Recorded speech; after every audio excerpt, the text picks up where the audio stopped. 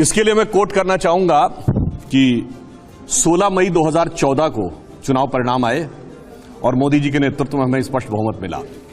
18 मई 2014 को लंदन के Sunday guardian ने लिखा कि 16 मई 2014 का दिन should be considered as India second tryst with destiny and it should be considered with the day on which Britishers finally left India. क्योंकि उसने कहा कि आजादी के बाद लंबे समय तक ऐसे लोगों का शासन रहा जिनकी विचार और प्रेरणा में ब्रिटिश कॉलोनियल लीगेसी यानी ब्रिटिश औपनिवेशवादी विरासत का प्रभाव था। पहली बार एक ऐसे दल या संगठन के हाथ में पूर्ण सत्ता आई है जिसके ऊपर कोई विदेशी प्रभाव नहीं है। अब हुआ क्या उसके आने के बाद? 50 करोड़ लोगों को जनधन खाता मिला, 55 करोड़ लोग आयुष्मान भारत में यानी जिसमें स्वास्थ्य का बीमा था उससे कवर हुए, 5 करोड़ लोग उसका लाभ भी ले चुके हैं। हर गांव में बिजली पहुंची, वो लोग भी करने का प्रयास कर रहे थे। कई देखिए मैं कहता हूं 3 प्रकार के कार्य होते हैं। एक जो पिछली सरकारें भी कर रही थी, हमने भी किया, ज्यादा तेज गति से किया, ट्रांसपेरेंसी से किया।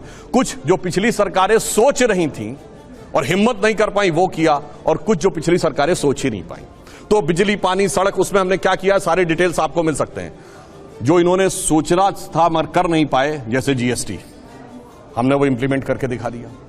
तीसरी कुछ ऐसी चीजें हैं जो ये सोच भी नहीं पाए होंगे, जैसे सोलर एनर्जी में भारत बहुत आगे बढ़ा, वो तो एक अलग बात है, मगर एक इंटरनेशनल सोलर अलायंस बनेगा और उसका केंद्र भारत में होगा, यानी हम विश्व में सौर ऊर्जा के नेता बन के उभरेंगे। ये किसी को समझ में नहीं आया होगा। यह बदलाव हमारे टाइम में आया। प्रति व्यक्ति आय 86,000 रुपए थी, अब 1,82,000 रुपए हो गई, यानी डबल हो गई। 5वीं बड़ी अर्थव्यवस्था बन गए। मोबाइल मैन्युफैक्चरिंग में 2nd नंबर की दुनिया में देश बन गए। कार मैन्युफैक्चरिंग में भी 3रे नंबर के देश बन गए। सौर ऊर्जा में हम बहुत आगे निकल गए। और बाद में कहूं क्या बदलाव आया, आज श्री राम जन्मभूमि का उभरता हुआ मंदिर देखिए, महाकाल का कॉरिडोर देखिए, काशी विश्वनाथ का कॉरिडोर देखिए, और इतना ही नहीं, उभरता हुआ भारत की शक्ति का प्रतीक नया संसद भवन देखिए।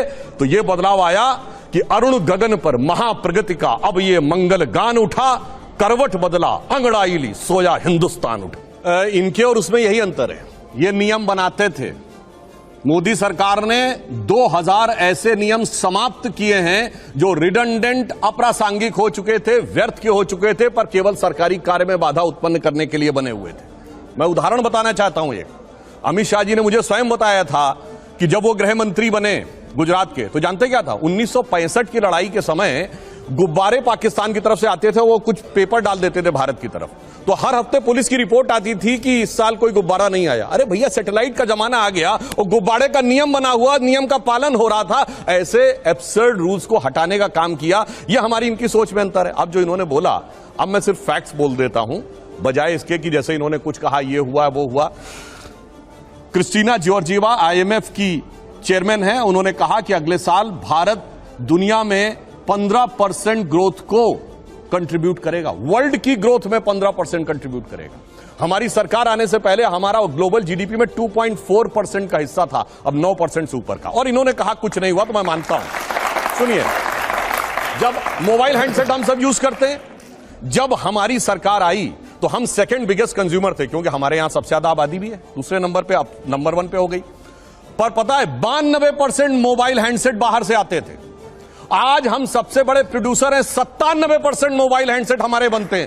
वो बनाने वाले कोई थोड़ी है, वो तो आसमान से कहीं जिन्नात आके बना रहे होंगे। 37 किलोमीटर पर डे अगर रोड बन रही है तो ये भी कोई रोजगार थोड़ी सृजित हो रहा है, वो कोई हवा से आके बना रहे होंगे। 3.5 करोड़ मकान बन गए, प्रधानमंत्री आवास, वो भी किसी ने आके हवा में बना दिए होंगे। उसके लिए भी ऐसी क्या जरूरत थी? कार मैन्युफैक्चरिंग में आज 7.5 करोड़ परिवार भारत के ऐसे इनके पास कार हो गया, वो कार भी किसी ने आके हवा में बना दी होगी।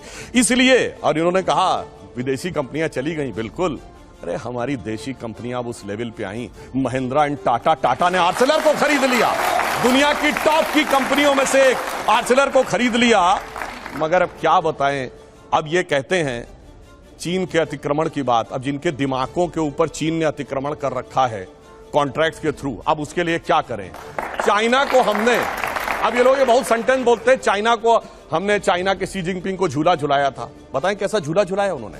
आज मैं पूछूं, चाइना के साथ दुनिया के कौन से देश खड़े हैं? सिर्फ दो, नॉर्थ कोरिया और पाकिस्तान। चाइना का नक्शा याद करिए, इधर है पाकिस्तान, इधर नॉर्थ कोरिया। वो झूला झूल रहा, north Korea Pakistan, north Korea Pakistan, north Korea Pakistan, बाकी खत्म। और इन्होंने कहा बदलाव आया।